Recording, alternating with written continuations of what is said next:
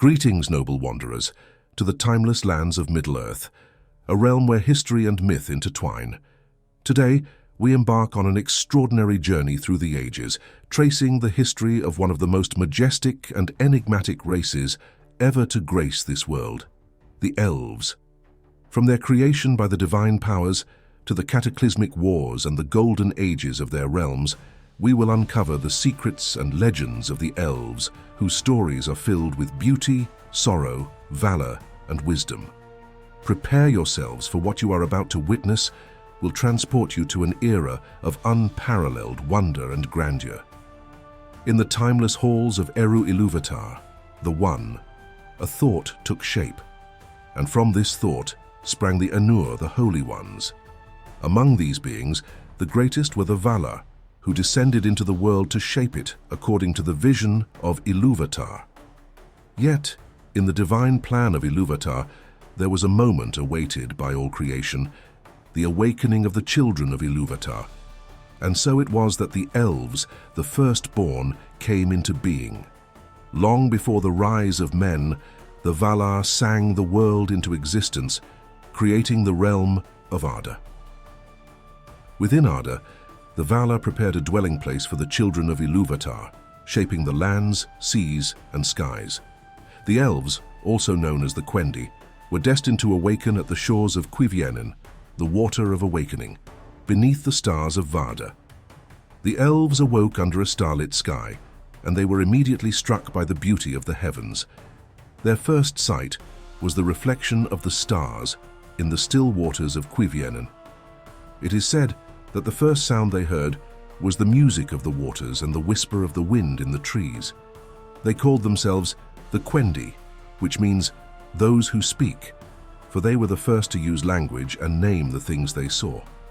At their awakening, the Elves were approached by Orome, one of the Valar who had discovered them while riding through Middle-earth. Orome was filled with joy at finding the firstborn, and he named them Eldar, the people of the stars. However, not all the Valar were overjoyed at the discovery of the Elves. Melkor, the Dark Valar, who had sown discord from the beginning, sought to corrupt and ensnare them. In response to this threat, the Valar decided to invite the Elves to the blessed realm of Aman, to dwell in peace and safety. Orome guided a group of Elves on a great journey across Middle-earth to the shores of the Great Sea, where the island of Tol Eressëa awaited to ferry them to Aman. This journey marked the first great sundering of the Elves, and thus began the great journey, a defining moment that would forever shape the destiny of the Elves, leading to the division into distinct groups based on their choices and fates. The great journey was arduous and filled with perils. As the Elves traveled westward, they were divided into three main groups: the Vanyar, the Noldor, and the Teleri. Each group had its own leaders and characteristics which would define their futures. The Vanyar, led by Ingwe, were the first and smallest group. They were known for their golden hair and their love for the Valar. The Vanyar were the first to arrive in Aman and settled permanently in the city of Valmar, living close to the Valar and basking in the light of the two trees, Lorelei and Telperion. The Noldor, led by Finwë, were renowned for their skill in craftsmanship, their thirst for knowledge, and their fiery spirit. They followed the Vanyar to Aman, but were destined for a more tumultuous fate. In Aman, they became great artisans and scholars, forging many wonders and learning deeply from the Valar. The Teleri, led by Elwë, later known as Eleuthingol, and Olwë were the largest group and the last to reach Aman. The journey of the Teleri was marked by many delays and divisions. Some of the Teleri, enchanted by the lands and waters of Middle-earth, chose to remain behind, leading to the formation of various subgroups such as the Sindar, Lyquendi, and Nandor. Not all the Elves completed the journey to Aman. Those who did not embark, or who chose to remain in Middle-earth, became known as the Avari, the unwilling. The Avari stayed in the lands of their awakening, living in hidden enclaves and often remaining apart from the grand tales of the Eldar. Among the Teleri, a significant event occurred when Elwë encountered Melian Amaya in the woods of Nan Elmoth. Enchanted by her beauty, Elwë remained with Melian for many years, becoming the king of the Sindar, or Grey Elves, in the land of Doriath. His people continued the journey without him, led by Olwe, who eventually reached Aman and established the city of Alqualonda on the shores of Eldamar. This sundering of the Elves set the stage for many of the great tales and tragedies that would unfold in Middle-earth. The divisions were not merely physical but also cultural and spiritual, shaping the destinies of each group in profound ways. In the blessed realm of Aman, the Elves flourished under the light of the two trees, learning from the Valar and creating wonders of their own. However, this period of bliss was not to last, for the seeds of strife and sorrow were sown among the Noldor. The Noldor, under the leadership of Finwë, prospered greatly in Aman.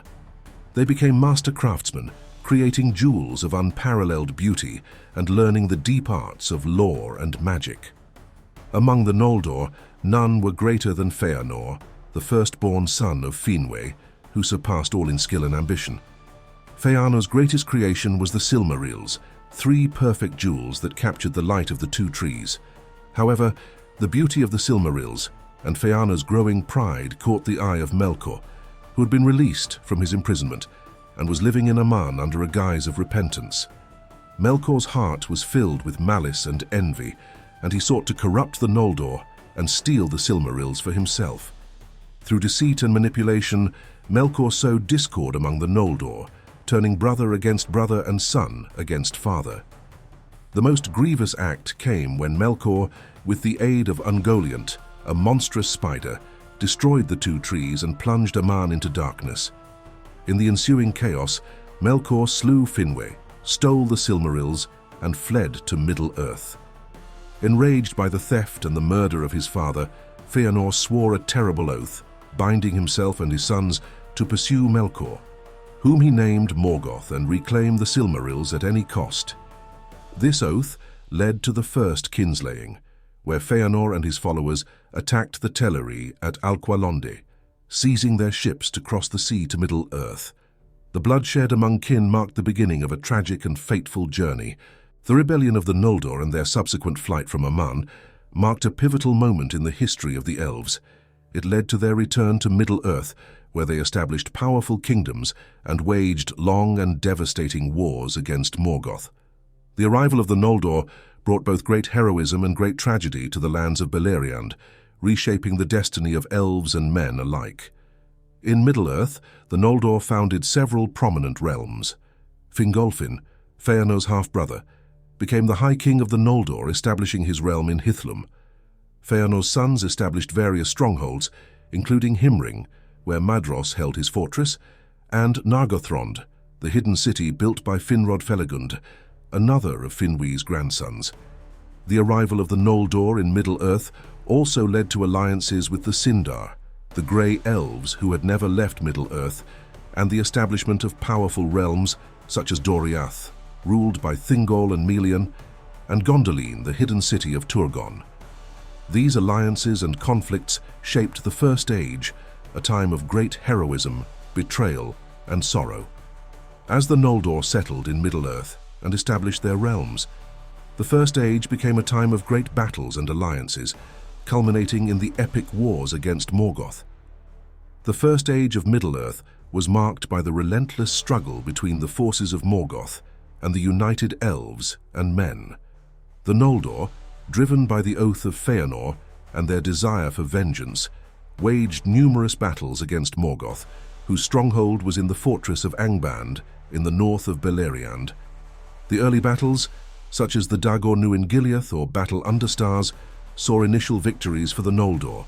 Feanor himself pursued Morgoth to the gates of Angband, but was mortally wounded by Balrogs, the fiery demons of Morgoth. His death marked the beginning of a long and arduous campaign against the Dark Lord. One of the most significant events of this era was the arrival of the Edain, the men who allied themselves with the Elves.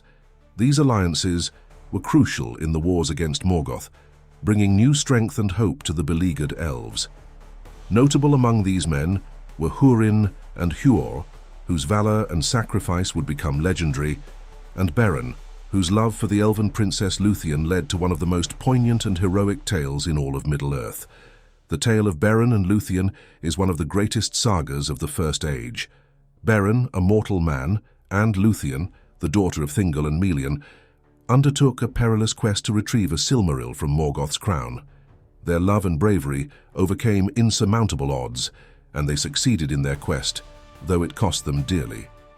The Silmaril they retrieved was eventually set in the Noglamere, a magnificent necklace crafted by the dwarves, which later became a source of strife in Doriath. Despite these acts of heroism, the wars took a heavy toll on the elves and their allies. The Nirneth Arnodiad, or Battle of Unnumbered Tears, was a devastating defeat for the elves and their allies. Betrayed by the Easterlings, many of the greatest warriors of the elves and men were slain, and the lands of Beleriand were overrun by Morgoth's forces. The hidden city of Gondolin, ruled by Turgon, remained a bastion of hope and beauty for many years. However, it too fell to treachery and the overwhelming might of Morgoth. The fall of Gondolin was a tragic and heroic tale, with many of its greatest heroes, including Ecthelion and Glorfindel, giving their lives to protect their people. The survivors, led by Tuor and Idril, managed to escape, and their son Erendil would play a crucial role in the final events of the First Age. The downfall of the great elven kingdoms culminated in the War of Wrath, the final and most cataclysmic conflict of the First Age. The Valar, heeding the plea of Erendil, sent a mighty host to Middle-earth to confront Morgoth. The forces of the Valar, along with the remaining elves and men, waged a titanic battle against the armies of Morgoth, leading to his ultimate defeat and the destruction of his fortress. Morgoth was captured and cast into the void, ending the First Age with a hard-won victory. The aftermath of the War of Wrath brought profound changes to Middle-earth. Beleriand was largely destroyed and submerged beneath the sea. Many of the surviving elves chose to sail to Aman, seeking peace and healing. Those who remained in Middle-earth would continue to shape its history in the ages to come, their legacy enduring through their descendants and the lasting impact of their deeds. With the dawn of the Second Age, the surviving elves began to rebuild and establish new realms, marking a period of both renewal and new threats. The Second Age saw the rise of new elven realms, where the surviving elves of Beleriand sought to restore their splendor and safeguard their people. Among the most notable realms were Lindon, Eregion, Lothlorien, and the Woodland realm. Following the War of Wrath, Gil-galad, the last High King of the Noldor, established the realm of Lindon on the western shores of Middle-earth. Under his wise and just rule, Lindon became a bastion of peace and strength, with its capital at Mithlond, the Grey Havens, serving as a gateway to the Undying Lands. In the region of Eregion, near the Misty Mountains, the Noldorin elves, led by Celebrimbor, the grandson of Feanor, established a realm renowned for its craftsmanship and knowledge. Eregion became a center of trade and alliance with the dwarves of Khazad-dûm, the great dwarven city beneath the Misty Mountains. Lothlorien, also known as the Golden Wood, was ruled by Galadriel and her husband Celeborn. Galadriel, one of the greatest and most powerful elves of Middle-earth, created a realm of unparalleled beauty and tranquility.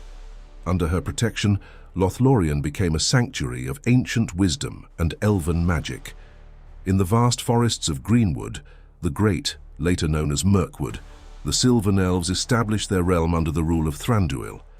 The woodland realm was characterized by its deep connection to the forest and its inhabitants, maintaining a simpler and more rustic way of life compared to the more grandiose realms of the Noldor. However, the peace of the Second Age was not to last. The forging of the Rings of Power marked a turning point in the history of the elves. Sauron, the lieutenant of Morgoth, sought to dominate Middle-earth and ensnare the elves through his cunning and deceit. Disguised as Anatar, the Lord of Gifts, Sauron befriended the elves of Eregion and shared his knowledge of ring crafting with Celebrimbor. Under Sauron's guidance, Celebrimbor and the smiths of Eregion forged the Rings of Power. 19 rings were made, each imbued with great power and magic. However, Sauron secretly forged the One Ring in the fires of Mount Doom, a master ring designed to control all the others. When Sauron donned the One Ring, the elves immediately perceived his treachery and removed their rings, thwarting his plan to enslave them. The discovery of Sauron's deception led to open conflict.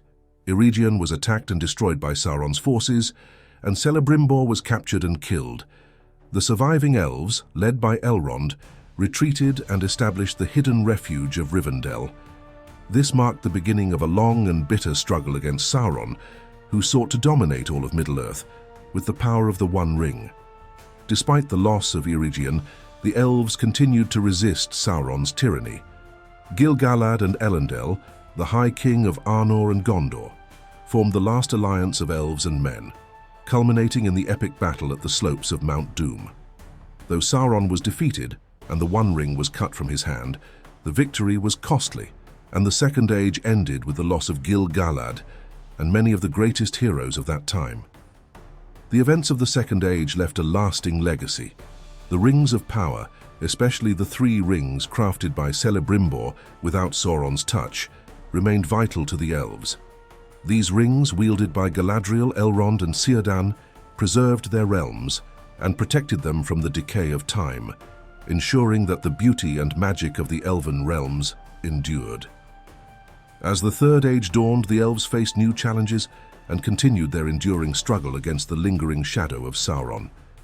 The Third Age was a time of gradual decline for the elves, as their power waned and the shadow of Sauron grew once more.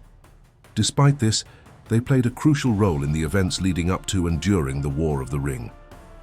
The conclusion of the War of the Ring heralded the Fourth Age, known as the Age of Men. Many of the elves, including Elrond and Galadriel, chose to sail to the Undying Lands, leaving Middle-earth to the dominion of men.